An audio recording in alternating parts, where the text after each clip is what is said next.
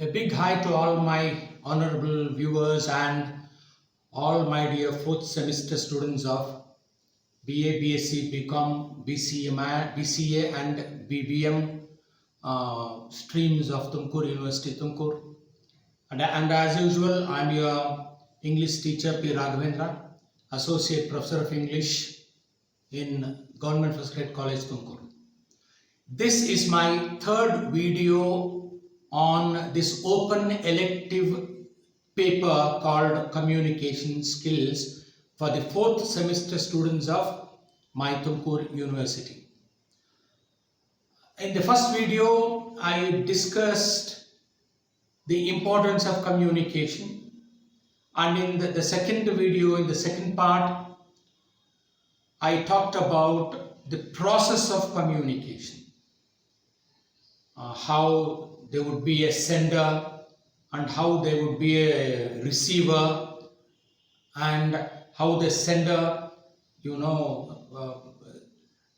encodes his message by using words and symbols and pictures, and he changes them, puts them across into a message, and how he chooses a medium to send that message to the receiver, and how the receiver receives the message, decodes it, and sends his feedback back to the sender.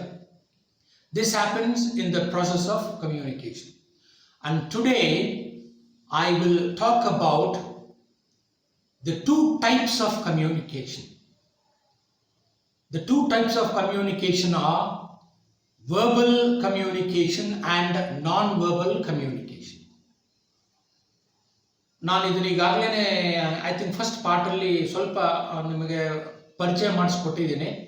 Verbal communication ಅಂದರೆ words use ಮಾಡೋದು, ಕಮ್ಯುನಿಕೇಷನಲ್ಲಿ ಪದಗಳನ್ನು ಬಳಸೋದು. ಸಂವಹನೆಯಲ್ಲಿ ಪದಗಳನ್ನು ಬಳಸಿದರೆ ಅದು ಮಾತಿನ ಮೂಲಕ ಇರ್ಬೋದು, ಬರವಣಿಗೆ ಮೂಲಕ ಇರ್ಬೋದು, ಅದನ್ನು ವರ್ಬಲ್ ಕಮ್ಯುನಿಕೇಷನ್ ಅಂತೀವಿ. So verbal communication uses words and non-verbal communication does not use words. Then what does non-verbal communication use, andre? This non-verbal communication uses the body language, like the facial expression and the eye contact and the posture antare bhangi. Now ಕೂತ್ಕೊಳ್ಳೋದು, ನಿಲ್ಲುವ ಭಂಗಿ, ನಿಲ್ಲುವ ಶೈಲಿ, ಕೂತ್ಕೊಳ್ಳುವ ಶೈಲಿ, and then gestures ಅಂತೀವಿ, GESTURES. Gestures ಅಂದ್ರೇನು? ಸನ್ನೆಗಳು. ಈ ರೀತಿ ನಾನ್ ವರ್ಬಲ್ ಕಮ್ಯುನಿಕೇಷನ್ ಫೀಚರ್ಸ್ ಅಂತೀವಿ ಇದನ್ನು, ಅಥವಾ ಲಕ್ಷಣಗಳು. So in this video, in part 3 of communication skills, I would like to discuss these two types of communication, verbal and non-verbal. I will talk about the characteristics of verbal communication. I would also like to talk about the characteristics of non-verbal communication. Artha agtidya? So shall we go straight away to the lesson? Okay.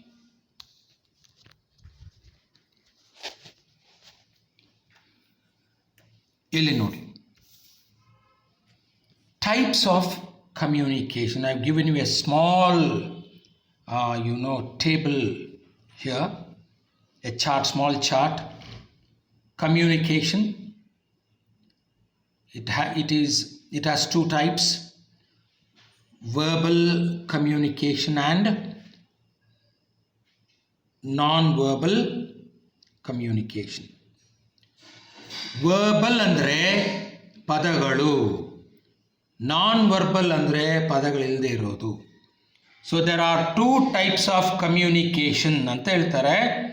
There are two types of communication. They are verbal communication and non-verbal communication. What is verbal communication? ಇದು ನಿಮಗೆ 5 ಮಾರ್ಕ್ಸ್ಗೆ ಬರ್ಬೋದು ಅಥವಾ 10 ಮಾರ್ಕ್ಸ್ಗೆ ಬರ್ಬೋದು. Describe the types of communication ಅಂತ. 2 ಮಾರ್ಕ್ಸ್ಗೆ ಬರೋಂಗಿದ್ರೆ what is verbal communication ಅಂತ ಬರ್ಬೋದು, what is non verbal communication ಅಂತ ಬರ್ಬೋದು. So you please go through the entire study material.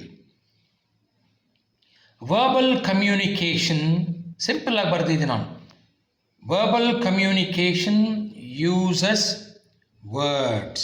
ನೋಡಿದ್ರ, verbal ಅಂದರೆ ವರ್ಬಲ್ಲ, ಕ್ರಿಯಾಪದವಲ್ಲ.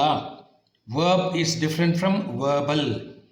Verbal communication uses words, and this verbal communication which uses words can be spoken or written. ಅಲ್ವಾ?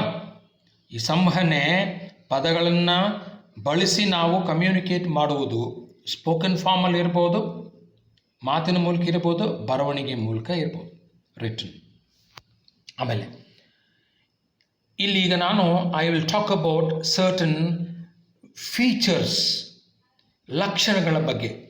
Verbal ಕಮ್ಯುನಿಕೇಷನ್ಗಿರುವ ಲಕ್ಷಣಗಳೇನು, ಅದನ್ನು ಬಳಸುವಾಗ ಆ ಕಮ್ಯುನಿಕೇಟರು ಹೇಗಿರಬೇಕು ಅನ್ನೋದನ್ನು. ಇನ್ ವರ್ಬಲ್ ಕಮ್ಯುನಿಕೇಷನ್ ದ ಕಮ್ಯುನಿಕೇಟರ್ ಅಂದರೆ ಅದನ್ನು ಹೇಳುವ ವ್ಯಕ್ತಿ ಅಥವಾ ಸೆಂಡರ್ ಅಂತೀವಿ ನಾವು. ರಿಸೀವರ್ ಇರ್ತಾರಲ್ಲ, every sender will have a receiver. So in verbal communication the communicator should be very clear. ಅವನಿಗೆ ಸ್ಪಷ್ಟತೆ ಇರಬೇಕಂತೆ. ಯಾವುದ್ರ ಬಗ್ಗೆ? ಅಬೌಟ್ ಹಿಸ್ ಆಬ್ಜೆಕ್ಟ್ ಆರ್ ಗೋಲ್. ಅವನು ಒಂದು ಮಾತಾಡ್ದ ಅಂದರೆ ಅವನ ಗುರಿಯ ಬಗ್ಗೆ, ಅವನ ಉದ್ದೇಶದ ಬಗ್ಗೆ ಅವನಿಗೆ ಸ್ಪಷ್ಟತೆ ಇರಬೇಕು. ಆಬ್ಜೆಕ್ಟ್ ಅಂದರೆ ಏನು? ಧ್ಯೇಯ ಅಥವಾ ಉದ್ದೇಶ. ಗೋಲ್ ಅಂದರೂ ಅಷ್ಟೇ. ಸುಮ್ಮನೆ ಮಾತಾಡಿದ್ರೆ ಅದು ವರ್ಬಲ್ ಕಮ್ಯುನಿಕೇಷನ್ ಆಗಲ್ಲ, ಇಟ್ ಬಿಕಮ್ಸ್ ನಾನ್ ಸೆನ್ಸ್ ಅಲ್ವಾ? So in verbal communication the communicator should be very clear about his object and goal. He should be sincere. ನೋಡಿ, ಅವನು ಪ್ರಾಮಾಣಿಕವಾಗಿ ಮಾತಾಡಬೇಕು. ಅಥವಾ ಬರವಣಿಗೆಯಲ್ಲಿದ್ದರೆ ಬರವಣಿಗೆಯಲ್ಲಿ ಪ್ರಾಮಾಣಿಕವಾಗಿ ಬರೀಬೇಕು, ಮಾತಾಡಿದರೆ ಪ್ರಾಮಾಣಿಕವಾಗಿ ಮಾತಾಡಬೇಕು. Because verbal communication can be spoken or written ಅಂತ ಹೇಳಿದ್ದೀನಿ ನಾನು ಅಲ್ವಾ? ನೋಡಿ, ಹಿ ಶುಡ್ ಬಿ ಸಿನ್ಸಿಯರ್, ಪ್ರಾಮಾಣಿಕತೆ ಇರಬೇಕು.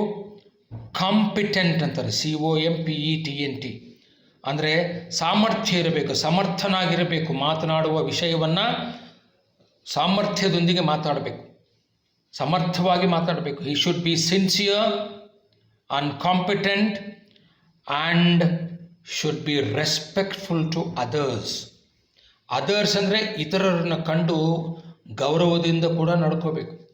ದಬ್ಬಾಳಿಕೆ ನಡೆಸಿದರೆ ಆಗುವುದಿಲ್ಲ. Each can not behave like a dictator when is communicating with others ಅಲ್ವಾ? ಇತರರಂದರೆ ಯಾರಲ್ಲಿ? ರಿಸೀವರ್ಸ್ ಅಂತೀವಲ್ವಾ, ಲಿಸನರ್ಸ್. ರಿಸೀವರ್ಸ್ ಜೊತೆ ರೆಸ್ಪೆಕ್ಟ್ಫುಲ್ ಆಗಿರಬೇಕು. ಬಳಸುವ ಪದಗಳು ಕೂಡ, ಪದಗಳಲ್ಲಿ ಸೌಜನ್ಯತೆ ಇರಬೇಕು. ನೋಡಿ, ಇವೆಲ್ಲ duties of a communicator when uses words in his communication. He should be sincere, competent, ಅದು ಟಿ ಅಕ್ಷರ ಕೊನೆಯದು, and should be respectful to others. ಆಮೇಲೆ ನೋಡಿ, ಇಲ್ಲಿ ಹೇಳ್ತಾನೆ, he should use simple language and familiar words. He should use ಏನನ್ನು ಬಳಸಬೇಕು? Simple language, ಸರಳವಾದ ಭಾಷೆ ಬಳಸಬೇಕು. ಫ್ಲವರಿ ಲ್ಯಾಂಗ್ವೇಜ್ ಅಲ್ಲ, ಬಂಬಾಸ್ಟಿಕ್ ಲ್ಯಾಂಗ್ವೇಜ್ ಅಂತಾರೆ, ಅರ್ಥವಾಗದೇ ಇರೋ. ಅಂದರೆ ನಾನು ಹೇಳಿದ್ನಲ್ಲ ನಿಮಗೆ, the communicator before he could communicate, he should be able to understand the educational level of the listener or the receiver. ಹಾಗಾಗಿ he should use simple language. ನೀವು ಕಥೆ, ಕವನಗಳಲ್ಲಿ, ಕವಿತೆಗಳಲ್ಲಿ ಮತ್ತು ಪ್ರಬಂಧಗಳಲ್ಲಿ ನಿಮ್ಮ ಒಂದು ಪಾಂಡಿತ್ಯವನ್ನು ನೀವು ತೋರಿಸ್ಕೋಬೋದು. ಆದರೆ ಕಮ್ಯುನಿಕೇಟ್ ಮಾಡುವಾಗ ಸಿಂಪಲ್ ಆಗಿರಬೇಕು ಸ್ನೇಹಿತರೆ. he should use, ನಿಮ್ಮ ವಿದ್ವತ್ತನ್ನು ಇಲ್ಲಿ ತೋರಿಸಬಾರ್ದು, ವ್ಯಕ್ತಪಡಿಸಬಾರ್ದು. He should use simple language and familiar words. Familiar ಅಂದ್ರೇನು? ಪರಿಚಯವಾದ ಪದಗಳು. ಸೆಂಡರ್ಗೂ ರಿಸೀವರ್ಗೂ ಪದಗಳು ಪರಿಚಯವಾಗಿರಬೇಕು. ನಾನು ನಿನ್ನೆ ಹಿಂದಿನ ವಿಡಿಯೋದಲ್ಲಿ ಒಂದು ಜೋಕ್ ಹೇಳಿದ್ನಲ್ಲ, ಬರ್ನ್ ಅನ್ನುವ ಪದ, ಕಾಪಿ ಮತ್ತು ಬರ್ನ್, BURN. ಕಾಪಿ ಅನ್ನುವ ಪದ ಫೆಮಿಲಿಯರ್ ವರ್ಡ್, ಬರ್ನ್ ಅನ್ನುವುದು ಹೊಸ ವರ್ಡ್. ಅವನು ಫೆಮಿಲಿಯರ್ ವರ್ಡ್ ಆದ ಕಾಪಿ ಅಂತ ಬಳಸಿದ್ದಿದ್ರೆ ಹೊಸದಾಗಿ ನೇಮಕಾತಿಗೊಂಡ ಆ ವ್ಯಕ್ತಿ ಆ ಡಾಕ್ಯುಮೆಂಟ್ನ ಸುಟ್ಟಾಗ್ತಿರಲಿಲ್ಲ. ನೀವು ಹಿಂದಿನ ವಿಡಿಯೋದಲ್ಲಿ ಅದರ ಬಗ್ಗೆ ನಿಮಗೆ ನಾನು ಹೇಳಿದ್ದೇನೆ, ನೀವು ನೋಡಿ ಗೊತ್ತಾಗುತ್ತೆ ಸೆಕೆಂಡ್ ಪಾರ್ಟಲ್ಲಿ. So he should use simple language and familiar words. ನೋಡಿ, ವರ್ಬಲ್ ಕಮ್ಯುನಿಕೇಷನ್ ಮಾಡುವಾಗ ಅವನಿಗಿರುವ ಜವಾಬ್ದಾರಿಗಳೇನು ಕಮ್ಯುನಿಕೇಟರ್ಗೆ. And he should be precise and brief ಅಂತ ಹೇಳ್ತಾನೆ ಅವನು, ಅಲ್ವಾ? ಪ್ರಿಸೈಸ್ ಅಂದರೆ ಏನು? ಮಾತಾಡುವಾಗ ನಿಖರವಾಗಿ ಮಾತಾಡಬೇಕು, ಎಕ್ಸಾಕ್ಟ್ ಆಗಿರಬೇಕು, ಪ್ರಿಸೈಸ್ ಆಗಿರಬೇಕು, ಬ್ರೀಫ್ ಆಗಿರಬೇಕು, ಸಂಕ್ಷಿಪ್ತವಾಗಿರಬೇಕು, ವಿವರವಾಗಿ ಗಂಟೆಗಟ್ಟಲೆ ಮಾತಾಡಬಾರ್ದು. ಅವಾಗೇನಾಗುತ್ತೆ, ಬಾಡಿ ಲ್ಯಾಂಗ್ವೇಜ್ ಗೊತ್ತಾಗ್ಬಿಡುತ್ತೆ ಯಾರ್ದು ಲಿಸನರ್ಸ್ದು. ಆಕಳಿಸ್ತಾರೆ ಅಥವಾ ವಾಚ್ ನೋಡ್ಕೋತಾರೆ, ಅತ್ತ ನೋಡ್ತಾರೆ, ಐ ಕಾಂಟ್ಯಾಕ್ಟ್ ಇರುವುದಿಲ್ಲ ನಾವು ವಿವರವಾಗಿ ಹೇಳ್ತಾ ಹೋದರೆ ಭಾಷಣ ಮಾಡುವಾಗ. He should be precise and brief. ಆಮೇಲೆ ಅದಕ್ಕೆ ನಾವು ಇಂಗ್ಲೀಷಲ್ಲಿ ಹೇಳ್ತೀವಿ brevity is the soul of wit ಅಂತಾರೆ.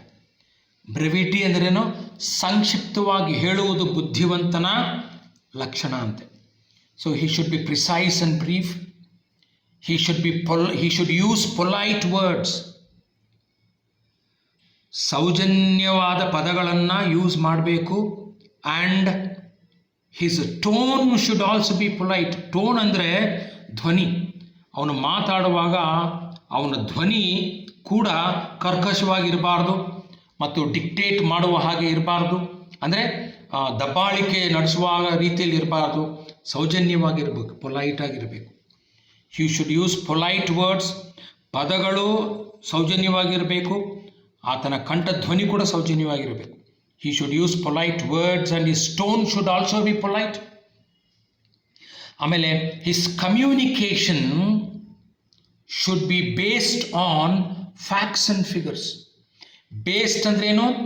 ಅವಲಂಬಿತವಾಗಿರಬೇಕು. ಅವನ ಒಂದು ಸಂವಹನೆ, ಅವನು ಶೇರ್ ಮಾಡಿಕೊಳ್ಳುವ ಐಡಿಯಾಸ್ ಆಗ್ಬೋದು, ಇನ್ಫಾರ್ಮೇಷನ್ ಆಗ್ಬೋದು, ನಾಲೆಡ್ಜ್ ಆಗ್ಬೋದು, ಅವು ಫ್ಯಾಕ್ಟ್ಸನ್ನು ಒಳಗೊಂಡಿರಬೇಕು, ಸತ್ಯಾಂಶಗಳನ್ನು.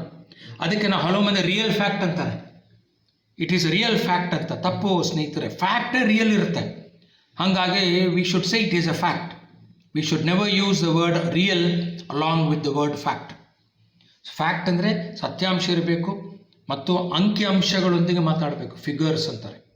ಆಕಾರಗಳೆಲ್ಲ ಫಿಗರ್ಸ್ ಅಂದರೆ ಏನು? ಅಂಕಿಅಂಶಗಳು, ಸ್ಟ್ಯಾಟಿಸ್ಟಿಕ್ಸ್ ಅಂತಾರೆ. His communication should be based on facts and figures. ಸುಳ್ಳು ಹೇಳೋಂಗಿಲ್ಲ. ಲಾಸ್ಟ್ ಕ್ಯಾರೆಕ್ಟರಿಸ್ಟಿಕ್ ಫೀಚರ್ ಏನಪ್ಪ ಅಂದರೆ, ಅಥವಾ responsibility of A verbal communicator ಏನಪ್ಪ ಅಂದರೆ, ಹಿ ಶುಡ್ ಆಲ್ಸೋ ಪ್ರೊವೈಡ್. ಆತನು ಒದಗಿಸಬೇಕು, ಪ್ರೊವೈಡ್ ಮಾಡಬೇಕು, ಒದಗಿಸಿಕೊಡಬೇಕು. ಆಪರ್ಚುನಿಟೀಸ್, ಅವಕಾಶಗಳನ್ನು. ಯಾರಿಗೆ? ಕೇಳುಗನಿಗೆ ಅಥವಾ ಓದುಗನಿಗೆ. ಇಲ್ಲಿ ಕೇಳುಗರು ಬರ್ತಾರೆ. ಕೇಳುಗನಿಗೆ ಏನು? For interaction and feedback. Interaction ಅಂದರೆ ಏನು? ಒಂದು ರೀತಿಯ ಪ್ರತಿಕ್ರಿಯೆ. ಆತನು ಹೇಳುವುದನ್ನು ಅರ್ಥವಾಗದೇ ಇದ್ದರೆ ಪ್ರಶ್ನೆ ಕೇಳುವಂಥದ್ದು ಅವಕಾಶ ಮಾಡಿಕೊಡ್ಬೇಕು. ಫೀಡ್ಬ್ಯಾಕ್ ಅಂದ್ರೇನು? ಆತನ ಒಂದು ಪ್ರತಿಕ್ರಿಯೆಯನ್ನು ಅವನು ಹೇಳ್ತಾನೆ.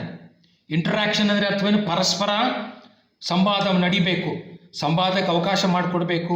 ಫೀಡ್ಬ್ಯಾಕ್ ಪ್ರತಿಕ್ರಿಯೆಗೆ ಕೂಡ, ಕೇಳುಗನ ಪ್ರತಿಕ್ರಿಯೆಗೂ ಕೂಡ ಅವನು ಅವಕಾಶ ಮಾಡಿಕೊಡ್ಬೇಕು. ಕೇಳುಗನಿಗೆ ಅರ್ಥ ಆಗ್ತಾ ಇದೆಯಾ ಇಲ್ವಾ ಅನ್ನೋದನ್ನು ಅವನಿಗೆ ಅವಕಾಶ ಮಾಡಿಕೊಡ್ಬೇಕು. ಮತ್ತು ಪರಸ್ಪರ ಒಂದು ರೀತಿ ಸಂವಾದ ಕೂಡ ನಡೆಸಬೇಕು, ಅದಕ್ಕೆ ಅವಕಾಶ ಮಾಡಿಕೊಡಬೇಕು. ಇಲ್ಲ ಅಂದರೆ ಅವನು ಸರ್ವಾಧಿಕಾರಿ ಆಗಿಬಿಡ್ತಾನೆ. So he should also provide opportunities for interaction and feedback. So this is about verbal communication. Coming down to non-verbal communication. Non-verbal communication does not use words. ನೋಡಿ, non-verbal ಅಂದರೆ ನೋ ವರ್ಡ್ಸ್ ಅಂತ. ಡಸ್ ನಾಟ್ ಯೂಸ್, ಬಳಸುವುದಿಲ್ಲ ವರ್ಡ್ಸ್ನ. ಇದಕ್ಕೆ ಮುಂಚಿತವಾಗಿ ಇನ್ನೊಮ್ಮೆ ನಾನು ಈ important points ತಮಗೆ ಅನುಕೂಲವಾಗಲಿ ಅಂತ ಒಂದು ಸಾರಿ ಓದ್ಬಿಡ್ತೀನಿ. In verbal communication, the communicator should be clear about his object or goal. He should be sincere, competent, and should be respectful to others. ಆಮೇಲೆ he should use simple language and familiar words. He should be precise and brief. He should use polite words, and his tone should also be polite. His communication should be based on facts and figures. He should also provide opportunities for interaction and feedback.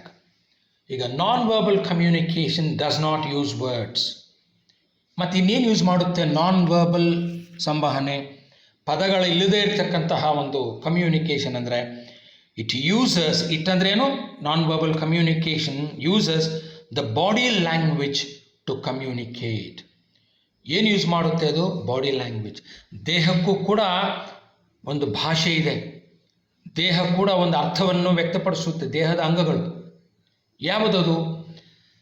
The features ಅಂದರೆ ಲಕ್ಷಣಗಳು. The features of non verbal communication are facial expression, ಮುಖದಲ್ಲಿ ವ್ಯಕ್ತವಾಗುವ ಭಾವನೆ, eye contact, ಕಣ್ಣಲ್ಲಿ ಕಣ್ಣಿಟ್ಟು ನೋಡಬೇಕು. ಮಾತನಾಡುವವನು ಕೇಳುಗನ ಕಣ್ಣಲ್ಲಿ ಕಣ್ಣಿಟ್ಟು ನೋಡಿ ಮಾತಾಡಬೇಕು. ಕೇಳುಗನು ಕೂಡ ಮಾತನಾಡುವವನ ಕಣ್ಣಲ್ಲಿ ಕಣ್ಣಿಟ್ಟು ನೋಡಬೇಕು. ಅಲ್ಲಿ ಕಾನ್ಫಿಡೆನ್ಸ್ ವ್ಯಕ್ತವಾಗುತ್ತೆ. ಅತ್ತ ನೋಡಿದರೆ ನೀನು ಸುಳ್ಳು ಹೇಳ್ತಾ ಇದೀಯ ಅಂತ ಅರ್ಥ, ಅಥವಾ ಭಯ ಅಂತ ಅರ್ಥ, ನರ್ವಸ್ನೆಸ್ ಅಂತ ಅರ್ಥ, ಮತ್ತು ನೀನು ಆನೆಸ್ಟ್ ಅಲ್ಲ ಅಂತ ಅರ್ಥ.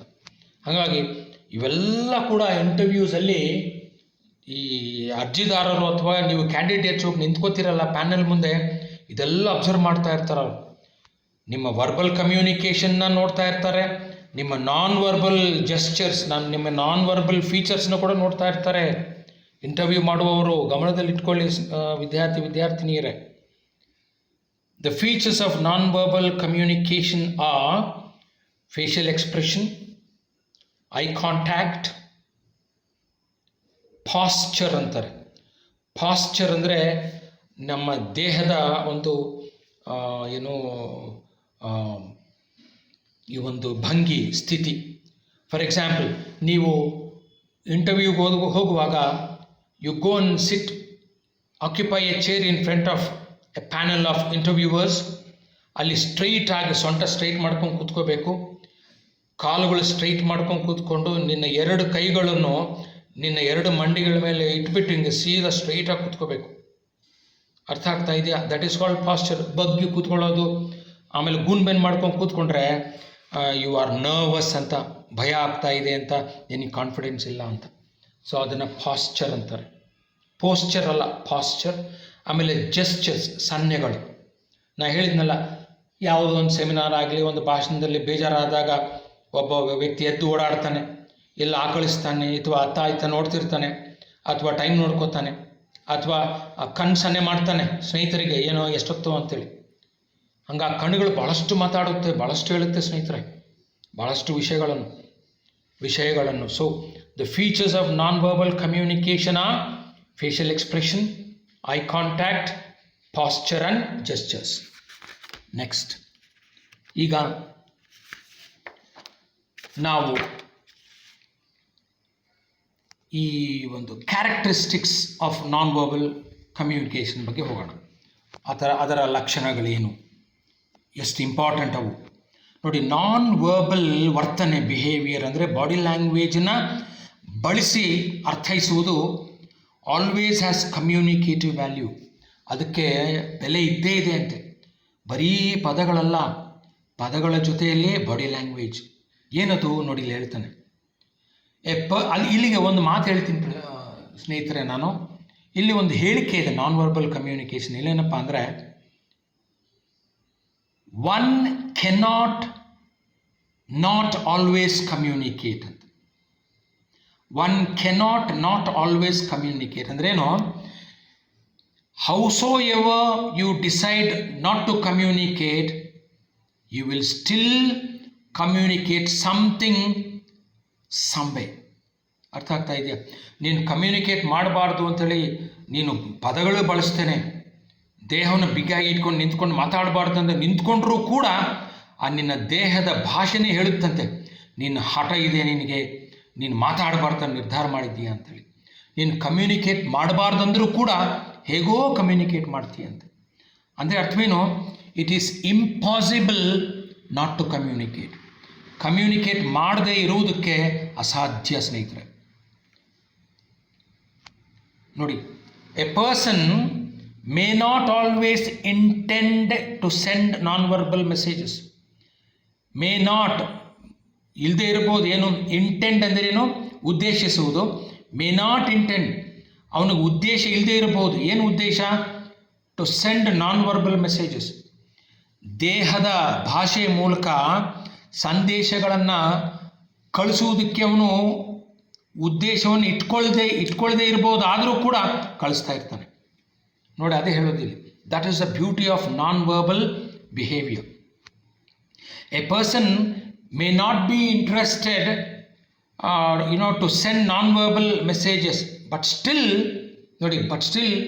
everything about his appearance, ಅವನ ಒಂದು ಹೇಗೆ ಕಾಣಿಸ್ತಾನೆ ಅನ್ನೋದ್ರ ಬಗ್ಗೆ, ಎವ್ರಿ ಮೂಮೆಂಟ್, ಆತನ ಪ್ರತಿಯೊಂದು ಚಲನ, every facial expression, every nuance of his voice. ನುವಾನ್ಸ್ ಅಂದ್ರೇನು?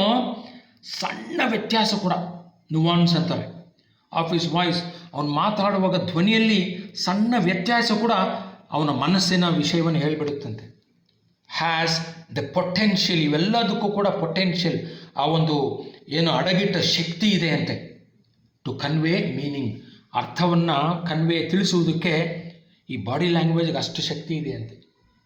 ಅವನಲ್ಲಿ ಏನು ಉದ್ದೇಶ ಇಲ್ಲದೆ ಇದ್ದರೂ ಕೂಡ ಅವನ ಅಪಿಯರೆನ್ಸು, ಅವನ ಮೂಮೆಂಟು, ಅವನ ಫೇಶಿಯಲ್ ಎಕ್ಸ್ಪ್ರೆಷನು ಮತ್ತು every nuance of his voice ಕೂಡ has that power, that potential to convey meaning. ನೋಡಿ, that is the beauty of non verbal communication.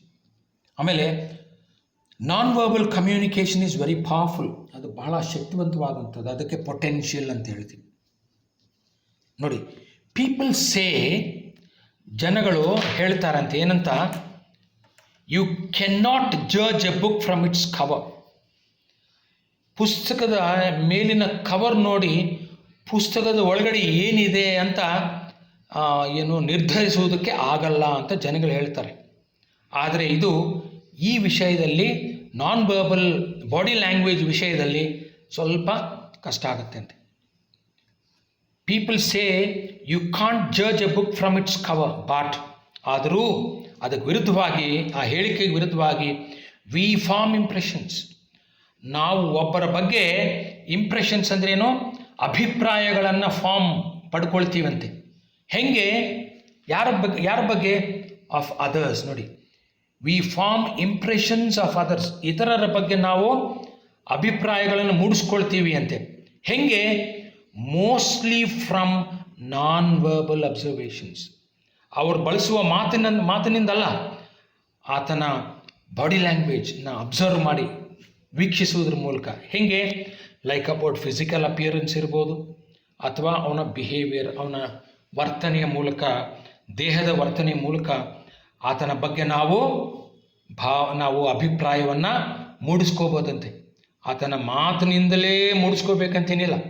ಆತ ಹೆಂಗೆ ಕಾಣಿಸ್ಕೋತಾ ಇದ್ದಾನೆ, ಕಣ್ಣುಗಳು ಯಾವ ಕಡೆ ನೋಡ್ತಾ ಇದೆ, ಮುಖ ಹೆಂಗಿದೆ, ಅವನ ಪಾಶ್ಚರ್ ಹೆಂಗಿದೆ, ಇವೆಲ್ಲ ನೋಡಿಕೊಂಡು ನಾವು ಇಂಥ ವ್ಯಕ್ತಿ ಅಂತ ಹೇಳ್ಬೋದಂತೆ ಮೇಲ್ನೋಟಕ್ಕೆ. ಇಲ್ಲಿ ಕವರ್ ಅಂದ್ರೇನು? Body language. ಬುಕ್ ಅಂದ್ರೇನು? ಪದಗಳು ಅಲ್ವಾ? ಪದಗಳು ಬಳಸ್ತಾ ಇದ್ರು ಕೂಡ ಆತ ವ್ಯಕ್ತಿ ನೋಡಿದ ಕೂಡಲೇ ಈ ವ್ಯಕ್ತಿ ಇಂಥವನು ಅಂತ ಹೇಳ್ಬೋದಂತೆ. ನೋಡಿ, ಅದಕ್ಕೆ ಹೇಳಿದ ಮತ್ತೊಂದು ಸಲ ಓದ್ತೀನಿ.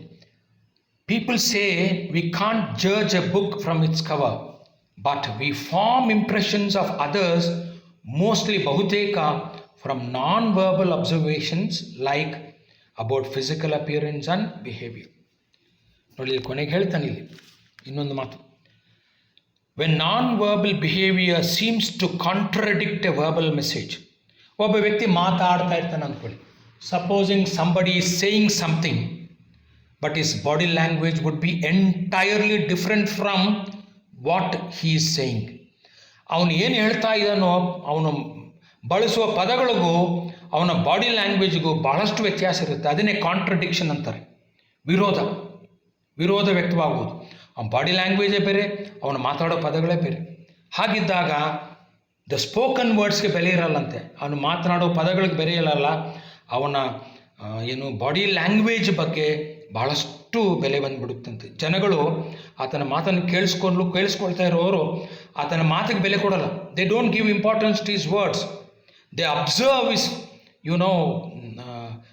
Body language and then they decide whether he is really appreciating somebody or he is very angry ಅಂತ. When non-verbal behavior seems to contradict, ವಿರೋಧ ವ್ಯಕ್ತಪಡಿಸಿದರೆ ಎ ವರ್ಬಲ್ ಮೆಸೇಜ್ನ, then the spoken words carry less weight. ಅವನು ಆಡುವ ಪದಗಳಿಗೆ ಕಡಿಮೆ ಭಾರ ಇರುತ್ತೆ ಯಾವುದಕ್ಕಿಂತಲೂ than the non verbal cues. ಅಂದ್ರೇನು? ಸೂಚನೆಗಳು. ನಾನ್ ವರ್ಬಲ್ ಬಾಡಿ ಲ್ಯಾಂಗ್ವೇಜ್ ಕೊಡುವ ಸೂಚನೆಗಳೇ ಹೆಚ್ಚಿನ ಒಂದು ತೂಕವನ್ನು ಪಡ್ಕೊಳ್ಳುತ್ತೆ ಅವನು ಬಳಸುವ ಪದಗಳಿಗಿಂತಲೂ. ಅದಕ್ಕೆ ಎಕ್ಸಾಂಪಲ್ ನೋಡಿ ಒಂದು ಹೇಳ್ತೀನಿ. ಈಗ ಫಾರ್ ಎಕ್ಸಾಂಪಲ್ ನೀವು ನನ್ನ ಮುಂದೆ ನಿಂತಿರ್ತೀರಿ, ನಾನು ಇಂಗ್ಲೀಷಲ್ಲಿ ನೀನೇನೇ ಹೇಳಿರ್ತೀಯ ನನಗೆ, ಆವಾಗ ನಾನು ಕೊನೆಗೆ ಹೇಳ್ತೀನಿ ಏನಂತ, thanks a lot for your ideas, I will think about them ಅಂತೀನಿ. Thanks a lot for your ideas, I will think about them. ಇದನ್ನು ನಾವು ವ್ಯಂಗ್ಯವಾಗಿ ಹೇಳ್ಬೋದು, ಪ್ರಶಂಸೆ ಮಾಡ್ತಾ ಹೇಳ್ಬೋದು. Thanks a lot for your ideas, I will think about them ಅಂದರೆ ಅರ್ಥವೇನು? ಪದಗಳು ಒಂದು ಅರ್ಥ ಕೊಡ್ತಿರುತ್ತೆ, ನಿನ್ನ ಬಿಹೇವಿಯರೇ, ನಿನ್ನ ಟೋನ್ ಇದೆಯಲ್ಲ, ಧ್ವನಿನೇ ಬೇರೆ ಥರ ಇರುತ್ತೆ. ಹಾಗಾಗಿ ನೀನು ಕೋಪಗೊಂಡಿದ್ದೀಯ ಅಂತ ಅರ್ಥ. ನೋಡಿ, thanks a lot for your good ideas, I will think about them ಅಂದರೆ ಅರ್ಥವೇನು? ನಿನ್ನ ಒಳ್ಳೆಯ ಐಡಿಯಾಸ್ಗೆ ತುಂಬ ಧನ್ಯವಾದಗಳಂದರೆ ಅಪ್ರಿಸಿಯೇಷನ್. ಇದನ್ನು thanks a lot for your ideas, I will think about them ಅಂದರೆ ಅರ್ಥವೇನು? ವ್ಯಂಗ್ಯ ಇದೆ. ಹಾಗಾಗಿ body language is very important. ಸ್ವಲ್ಪ ಎಚ್ಚರಿಕೆಯಿಂದ ಇರ್ರಿ ನೀವು ಇಂಟರ್ವ್ಯೂಸಲ್ಲಿ ಅಥವಾ ಇತರರೊಂದಿಗೆ ಮಾತಾಡುವಾಗ. ಆಮೇಲೆ some people say that body language is the key that makes it possible to read a person like a book. ಜನಗಳು ಹೇಳ್ತಾರಂತೆ ಬಾಡಿ ಲ್ಯಾಂಗ್ವೇಜೇ ಮೇಯ್ನ್ ಕೀ, ಮುಖ್ಯವಾದಂಥದ್ದು. ದಟ್ ಮೇಕ್ಸ್ ಇಟ್ ಪಾಸಿಬಲ್, ಅದು ಸಾಧ್ಯ ಆಗೋಂಗೆ ಮಾಡುತ್ತಂತೆ. ಏನು ಮಾಡಲು? To read a person like a book. ಒಬ್ಬ ವ್ಯಕ್ತಿಯನ್ನು ಪುಸ್ತಕ ಓದ್ದಂಗೆ ಓದ್ಬಿಡ್ಬೋದಂತೆ ಆತನ ಬಳಸುವ ಪದಗಳಿಗಿಂತ ಆತನ ಬಾಡಿ ಲ್ಯಾಂಗ್ವೇಜ್ ನೋಡಿದ್ಮೇಲೆ. ಹಿಂದಿಯಲ್ಲಿ ಅದಕ್ಕೆ ನಾವು ಒಂದು ಮಾತನ್ನು ಹೇಳ್ತೀವಿ, ಮುಖ್ ಕೋ ದೇಖ್ಕರ್ ಮನ್ ಕಿ ಪುಸ್ತಕ್ ಪಡ್ಲೇನಾ ಅಂತ. ಮುಖವನ್ನು ನೋಡಿ ಮನಸ್ಸಿನ ಭಾವನೆಗಳನ್ನು ಕಂಡುಹಿಡಿಯೋದು ಅದು ಯಾವಾಗಲೂ ಕೂಡ ಸಾಧ್ಯ ಅಲ್ಲ, ಯಾವಾಗಲೂ ಸತ್ಯ ಅಲ್ಲ ಸ್ನೇಹಿತರೆ. ನೋಡಿ, face is the index of the mind ಅಂತಾರೆ. ನಾನು ಹೇಳೋದು, face is not always the index of the mind. ಮುಖದ ಭಾವನೆಗಳು ಮನಸ್ಸನ್ನು ವ್ಯಕ್ತಪಡಿಸುತ್ತೆ, ಮನಸ್ಸಲ್ಲಿರೋ ಭಾವನೆಗಳನ್ನು ಪಡಿಸುತ್ತೆ ಅನ್ನೋದು ಯಾವಾಗಲೂ ಸತ್ಯ ಅಲ್ಲ. ಅರ್ಥ ಆಗ್ತಾ ಇದೆಯಾ? ಬೂಟಾಟಿಕೆ ಮಾಡೋರು ಏನು ಮಾಡ್ತಾರೆ? ಮುಖದ ಭಾವನೆಗಳೇ ಒಂದಿರುತ್ತೆ, ಮನಸ್ಸಿನ ಭಾವನೆಗಳೇ ಒಂದಿರುತ್ತೆ. ನಮ್ಮ ಹಿಂದಿನ ಪ್ರಾಂಶುಪಾಲರು ಹೇಳ್ತಿದ್ರು, ಬಾಯಲ್ಲಿ ಬಸಪ್ಪ ಎದೆಯಲ್ಲಿ ವಿಷಪ್ಪ ಅಂತ. ನೋಡಿ, ಹಂಗಾಗಿ face is not always the index of the mind. ಆದರೆ ಇಲ್ಲಿ ಜನಗಳೇನು ಅನ್ಕೋತಾರೆ, some people say that body language is the key, it is very important and it makes us possible to read a person like a book. An awareness, ಒಂದು ಅರಿವು ಇರಬೇಕಂತ. An awareness of non verbal behaviour can certainly boost our understanding of others. ಅವ್ರು ಹೇಳ್ತಾರೆ, ಖಂಡಿತ ಇತರರನ್ನ understand ಮಾಡ್ಕೋಬೇಕಂದ್ರೆ ಆ ವ್ಯಕ್ತಿಗಳ ಬಾಡಿ ಲ್ಯಾಂಗ್ವೇಜ್, ನಾನ್ ವರ್ಬಲ್ ಬಿಹೇವಿಯರ್, ಬಾಡಿ ಲ್ಯಾಂಗ್ವೇಜ್ನ ವರ್ತನೆ ಖಂಡಿತ ನಮಗೆ ಬೂಸ್ಟ್ ಮಾಡುತ್ತೆ, ಉತ್ತೇಜನೆ ನೀಡುತ್ತೆ ಅವರನ್ನು ನಾವು ಅರ್ಥ ಮಾಡ್ಕೊಳ್ಳೋದಕ್ಕೆ. ಆದರೆ ಸಂಪೂರ್ಣವಾಗಿ ಅರ್ಥ ಮಾಡ್ಕೊಳ್ಳೋಕ್ಕಾಗಲ್ಲ. ಹಂಗಂತೇಳಿ ನಾವು ನಮ್ಮನ್ನು ಮೈಂಡ್ ರೀಡರ್ಸ್ ಅಂತ ನಾವು ಅನ್ಕೋಬಾರ್ದು. But it would never transform us into mind readers. Transform ಅಂದ್ರೇನು? ಸಂಪೂರ್ಣವಾಗಿ ಬದಲಾಯಿಸುವುದು. ಒಬ್ಬರ ಬಾಡಿ ಲ್ಯಾಂಗ್ವೇಜ್ ನೋಡಿ ನಾವು ಆತನ ಬಿಹೇವಿಯರ್ನ ಅರ್ಥ ಮಾಡ್ಕೋಬೋದು. ಆದರೆ ಹಂಗಂತೇಳಿ ನಾವು ಪ್ರತಿಯೊಬ್ಬರನ್ನೂ ಅರ್ಥ ಮಾಡ್ಕೋತೀವಿ, ನಾವು ಮೈಂಡ್ ರೀಡರ್ಸ್ ಅಂತ, ನಾವು ಜ್ಯೋತಿಷ್ಯರು ಮೈಂಡ್ ರೀಡರ್ಸ್ ಅಂತ ಹೇಳಿದರೆ ತಪ್ಪಾಗುತ್ತೆ. ನೋಡಿ, ಬಾಡಿ ಲ್ಯಾಂಗ್ವೇಜ್ ಅಷ್ಟು ಕನ್ಫ್ಯೂಸಿಂಗ್ ಇದೆ ಅಲ್ವಾ? ಹೇಳೋದೊಂದು ಮಾಡೋದು ಮತ್ತೊಂದು ಮಾಡ್ತಿರ್ತೀವಿ. ಹಾಗಾಗಿ this non verbal communication is very important ಸ್ನೇಹಿತರೆ. ನೋಡಿ, ಇಲ್ಲಿ ಹೇಳ್ತೀನಿ, Some people say that body language is the key that makes it possible to read a person like a book. And an awareness of ಅದರ ಅರಿವು non-verbal behavior can certainly help our understanding of others, but it would never change us completely, transform us completely into mind readers. ಅದು ನಮ್ಮನ್ನು mind readers ಆಗಿ ಬದಲಾವಣೆ ಮಾಡೋಕ್ಕಾಗಲ್ಲ. But we should understand, ನಾವು ಒಂದು ಅರ್ಥ ಮಾಡ್ಕೋಬೇಕು. ಏನಪ್ಪ ಅಂದರೆ verbal communication, non verbal communication ಬೇರೆ ಬೇರೆ ನಡೆಯುತ್ತಾ, ಸಂವಹನ ನಡೆಯುವಾಗ ಎರಡು ಒಟ್ಟೊಟ್ಟಿಗೆ ನಡೀತಿರುತ್ತೆ. ಅದಕ್ಕೆ ಪದಗಳು, ಬಾಡಿ ಲ್ಯಾಂಗ್ವೇಜ್ ಎಲ್ಲ ಇಂಪಾರ್ಟೆಂಟ್, ಎರಡು ಒಟ್ಟಿಗೆ ನಡೀತಿರುತ್ತೆ ಸ್ನೇಹಿತರೆ. ಅದೇ that is why communication is a complex thing, ಅದು ಭಾಳ ಜಟಿಲವಾದಂಥದ್ದು. But we should understand that, ನಾವೇನು ಅರ್ಥ ಮಾಡ್ಕೋಬೇಕು, that verbal and non verbal communication happen, ನಡೆಯುತ್ತೆ ಅಟ್ ದ ಸೇಮ್ ಮೊಮೆಂಟ್, ಒಂದೇ ಏಕಕಾಲದಲ್ಲಿ ನಡೆಯುತ್ತೆ. ಮೂಮೆಂಟ್ ಅಲ್ಲ, ಮೊಮೆಂಟ್, ಒಂದೇ ಸಂದರ್ಭದಲ್ಲಿ ನಡೆಯುತ್ತೆ. We don't usually separate them, ಅವುಗಳನ್ನು ಸಪ್ರೇಟ್ ಮಾಡೋಕ್ಕಾಗಲ್ಲ. ಯಾವಾಗ? When we express ourselves, ನಾವು ನಮ್ಮನ್ನು ನಾವು ನಮ್ಮ ಭಾವನೆಗಳನ್ನು ವ್ಯಕ್ತಪಡಿಸುವಾಗ, ಮಾತನಾಡುವಾಗ, we cannot separate verbal communication from non-verbal communication, and we don't usually separate them, ಅಲ್ವಾ? ಇನ್ನೊಂದು ಮಾತು ನೋಡಿ, ನಾವು ಮಾತಾಡುವಾಗೂ ಸಪ್ರೇಟ್ ಮಾಡೋಕ್ಕಾಗಲ್ಲ. And we don't usually separate them when we are listening to somebody else communicate, ಅಥವಾ ಇನ್ನೊಬ್ಬರು ಕಮ್ಯುನಿಕೇಟ್ ಮಾಡುವಾಗ ನಾವು ಕೇಳಿಸ್ಕೊಳ್ತಾ ಇದ್ದಾಗ ನಾವು ಕೂಡ ಆತನ ಪದಗಳನ್ನು ಆತನ ಬಾಡಿ ಲ್ಯಾಂಗ್ವೇಜಿಂದ ಸಪ್ರೇಟ್ ಮಾಡೋಕ್ಕಾಗಲ್ಲ. ಯಾಕೆಂದರೆ V experience them all at the same moment. ಆ ಎರಡೂ ಕೂಡ ಒಟ್ಟೊಟ್ಟಿಗೆ ನಾವು ನಮ್ಮ ಅನುಭೂತಿಗೆ ಬರುತ್ತೆ ಸ್ನೇಹಿತರೆ. ನೋಡಿ ಇಲ್ಲಿ, but we should understand that verbal and non verbal communication happen at the same moment. We don't usually separate them when we express ourselves on one hand, and we don't usually separate them when we are listening to somebody else communicating to us. So we experience them all at the same moment. ಅದಕ್ಕೆ ಹೇಳ್ತೀವಿ, so both of these, both ಅಂದ್ರೇನು, both verbal and non verbal communication complement each other, ಒಂದಕ್ಕೊಂದು ಪೂರಕವಾಗಿರುತ್ತೆ. Compliment ಅಂದ್ರೇನು? ಪೂರಕವಾಗಿರುತ್ತೆ ಅಂತ ಹೇಳುತ್ತಾ ಇಲ್ಲಿಗೆ ನಾನು ಈ ವರ್ಬಲ್ ಮತ್ತು ನಾನ್ ವರ್ಬಲ್ ಕಮ್ಯುನಿಕೇಷನ್ ಬಗ್ಗೆ ಹೇಳಿದ್ದೀನಿ. ಎರಡು ಒಟ್ಟೊಟ್ಟಿಗೆ ನಡೀತಿರುತ್ತೆ, ಸಪರೇಟ್ ಮಾಡೋಕ್ಕಾಗಲ್ಲ ಅಂತ ಹೇಳುತ್ತಾ ನಾನು ಇವತ್ತಿನ ಈ ಒಂದು ಮೂರನೆಯ part, I am concluding the third part of my open elective paper communication skills today. ನಿಮಗೇನು ಡೌಟ್ಸ್ ಇದ್ದರೆ ನೀವು ನನಗೆ ಮೆಸೇಜ್ ಮಾಡಿ, ವಾಟ್ಸ್ಯಾಪ್ ಮಾಡಿ. ಒಳ್ಳೆಯದಾಗಲಿ. Thank you so much.